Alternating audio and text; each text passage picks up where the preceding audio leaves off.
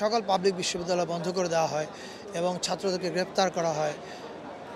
ঠিক তার পরদিনই 18 জুলাই এঞ্জেলস কেম ডাউন, এবং এই এঞ্জেলরা হচ্ছে প্রাইভেট ইউনিভার্সিটির হিরোজ। দে কেম, দে ফট, তারা যুদ্ধ করেছে, যুদ্ধ জিতেছে এবং স্বৈরাচারকে তাড়িয়েছে। ফলে 18 জুলাই যদি প্রাইভেট ইউনিভার্সিটির ছাত্ররা রাস্তায় না নামতো, এই স্বৈরাচার এভাবে বিদায় হতো কিনা আমরা জানি না।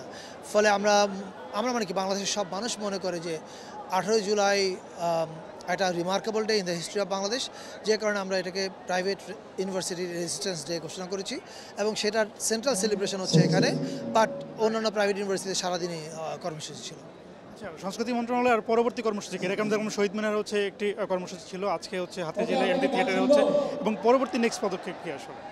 আমাদের কর্মসূচি প্রতিদিন চলছে। আপনারা দেখছেন যে বিভিন্ন ডকুমেন্টারি রিলিজ হয়েছে। আবরার ফাহাদের ডকুমেন্টারিটা আপনারা দেখেছেন, আজকে প্রাইভেট ইউনিভার্সিটি রয়েছে। এর আগে শহীদ এবং আহতদের প্রতিদিনই কোনো না কোনো ডকুমেন্টারি রিলিজ হচ্ছে। এই কর্মসূচি চলছে, এটা ইন্টেলেকচুয়াল লেভেলে, পাশাপাশি ফিজিক্যাল ইভেন্টও চলছে। এটা চলবে 5ই আগস্ট পর্যন্ত।